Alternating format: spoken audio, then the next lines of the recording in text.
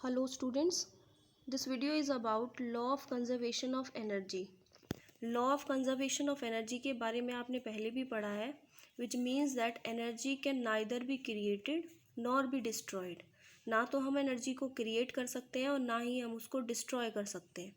बस एनर्जी को हम एक फॉर्म से दूसरी फॉर्म में ट्रांसफ़र ज़रूर कर सकते हैं. फॉर एग्ज़ाम्पल, जब हमारे रूम में बल्ब ग्लो करता है तो उस बल्ब को हम इलेक्ट्रिक एनर्जी देते हैं, लेकिन वो इलेक्ट्रिक एनर्जी लेने के बाद वो बल्ब ग्लो करके हमें लाइट एनर्जी प्रोवाइड करता है. मींस इलेक्ट्रिक एनर्जी किस में कन्वर्ट हो गई? लाइट एनर्जी में. लेकिन एनर्जी डिस्ट्रॉय नहीं हुई और ना ही एनर्जी क्रिएट हुई.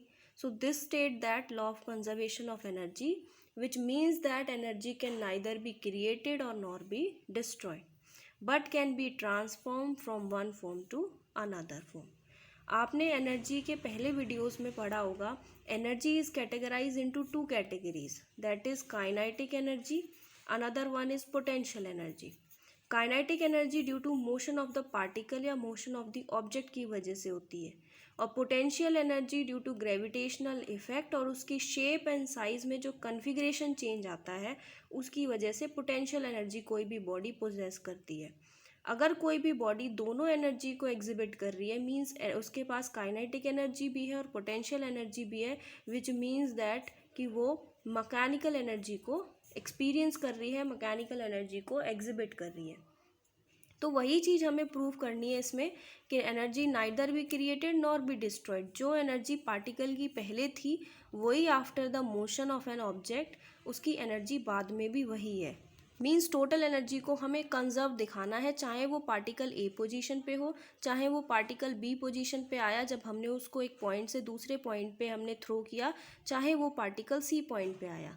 तीनों ही केस में, ए बी सी के केस में एनर्जी हमारी इक्वल होनी चाहिए, विच स्टेट्स दैट के energy is conserve. So in this diagram you have seen that, consider a body. एक ये बॉडी है जिसको हमने ए नाम दिया है.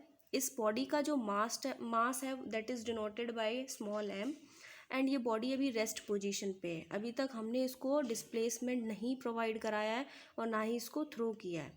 सो ये ग्राउंड से एच हाइट के ऊपर ये बॉडी रखी हुई है, सरफेस से ऊपर. तो ए पॉइंट पे अगर हम देखें तो इसकी पोजीशन स्टेशनरी है, और स्टेशनरी पोजीशन की वजह से इस बॉडी के अंदर कोई काइनेटिक एनर्जी तो बिल्कुल भी नहीं होगी.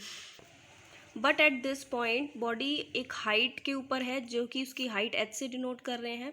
ग्रेविटेशनल इफेक्ट भी इसके ऊपर पड़ रहा है, एसेलरेशन ड्यू टू ग्रेविटी इसके लिए जीरो होगा, और मास ऑफ द बॉडी हमने कंसीडर किया है that is m. So kinetic energy तो इस पॉइंट पे उस बॉडी का ज़ीरो हो गया because it is in rest position, but potential energy जो होगी इसके लिए which is equals to m g h. So total energy is the sum of potential energy plus kinetic energy. तो टोटल एनर्जी जो हमारी A point पे आएगी which is equals to zero plus m g h. तो total energy का जो सम हो गया हमारे पास वो एम जी एच के बराबर हो गया. So let the body is allowed to fall. अब सेकेंड केस में जब हम बी पॉइंट के लिए, उस बॉडी के लिए एनर्जी की वैल्यू फाइंड आउट करेंगे, तो हम मान लेते हैं कि हमने उस बॉडी को ऊपर से फ्रीली फॉल करा दिया, फ्रीली फॉल कराया under the effect of gravity. और जब हमने उसको अपने हाथ से उसको ड्रॉप आउट किया है तो उसकी कुछ ना कुछ वेलोसिटी तो होगी, क्योंकि वो मूव कर रही है बी पॉइंट तक. तो v B is the velocity of the body at the point B. So initial velocity हमारे पास ज़ीरो हो गई इस केस में बी पॉइंट पे. फाइनल वेलोसिटी वी बी हमने कंसीडर किया है, क्योंकि बॉडी विदाउट वेलोसिटी तो मूव कर नहीं सकती, और एसेलरेशन उसका जो है वो एसेलरेशन ड्यू टू ग्रेविटी के बराबर है, क्योंकि जब हमने उसको फ्रीली फॉल करवाया तो उसके ऊपर ग्रेविटी का इफेक्ट तो पड़ रहा है. और जो डिस्प्लेसमेंट उस बॉडी ने किया, जो कि टोटल हाइट तो उसकी एच थी, हमने मान लिया कि ये डिस्प्लेसमेंट उसने एक्स कवर किया है, क्योंकि वो डायरेक्ट तो ग्राउंड पे आई नहीं, और H is the height of total distance from ground to that point A. So हमने कंसीडर कर लिया एक्स डिस्टेंस. तो ये जो हमारे पास एरिया बचेगा बी से सी तक का which is equals to h minus में एक्स. सो हमारे पास डिस्प्लेसमेंट आ गया x. According to third Newton's law of motion of equation की अकॉर्डिंग हम वहाँ से वेलोसिटी फाइंड आउट कर सकते हैं at point B v B पे. जो कि हमने वी बी कंसीडर करी थी वो वेलोसिटी है नहीं फाइनली। तो सारी वैल्यूज़ को पुट करने के बाद हमारे पास वेलोसिटी एट पॉइंट बी जो आया which is equals to 2gx। Velocity का स्क्वायर है, इसीलिए अगर स्क्वायर को हटाएंगे तो ये हमारे पास √2gx हो जाएगा। और बॉडी मूव कर रही है ए पॉइंट से बी पॉइंट तक, इट मीन्स इसके अंदर कुछ ना कुछ मोशन हुआ है जिसकी वजह से ये पोजेस करेगी kinetic energy. So kinetic energy का जो एक्सप्रेशन होता है that is equals to half M v B square. Half M v B जो कि वेलोसिटी एट पॉइंट बी पे जिसकी वैल्यू हमने फाइंड आउट करी दैट इज़ 2gx, उसकी वैल्यू को जब हम पुट करेंगे तो 2 से 2 cancel out which is equals to mgx। And जो पोटेंशियल एनर्जी होगी इस पॉइंट पे अगर हम देखें तो ग्रेविटी का इफेक्ट भी है। हाइट जो है हमारे पास इस केस में वो h माइनस एक्स रह गई है, और मास ऑफ द बॉडी वो सेम रहेगा, चाहे ए पॉइंट पे बॉडी आए, चाहे बी पॉइंट पे आए, और चाहे सी पॉइंट पे आए। So potential energy at point B is equals to m g into में h minus x. And you know that कि टोटल एनर्जी होती है वो सम होती है kinetic energy and potential energy का। तो दोनों इक्वेशंस को हमने अगेन ऐड कर दिया which is equals to m g x plus m g h minus x. जब इस स्क्वायर ब्रैकेट को खोलेंगे तो m g x plus m g h minus m g x हमारे पास वैल्यू आएगी। जब इन दोनों टर्म्स को हम कैंसिल आउट कर देंगे तो total energy at point B is equals to m g h. और जो हमने एनर्जी निकाली थी एट पॉइंट ए पे which is equals to m g h, means at point A जो एनर्जी थी वही एट पॉइंट बी आई है। इस दोनों इक्वेशन से ये तो क्लियर हो गया कि energy at point A and energy at point B वो सेम है, इट मीन्स कंजर्व्ड है। Now we have to calculate the value of energy at point C. अगर तीनों पॉइंट पे एनर्जी की वैल्यू सेम आ जाती है, मीन्स एम जी एच आ जाती है, तो it means that law of energy of conservation of energy holds good, holds satisfy, which is equals to mgh. So we consider let the body hits the ground at point C, और point C के ऊपर velocity है वो vc हमने consider करी है।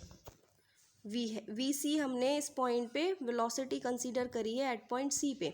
लेकिन इस केस में आप देख सकते हो कि जो पोटेंशियल एनर्जी है, मींस ग्रेविटी का इफेक्ट तो होगा नहीं ग्राउंड पे, हाइट इस केस में ज़ीरो हो गई, और डिस्प्लेसमेंट हुआ है लेकिन टोटल हाइट यहाँ पे इस केस पे ग्राउंड से ग्राउंड पे ही बॉडी आ गई तो ज़ीरो हो गई।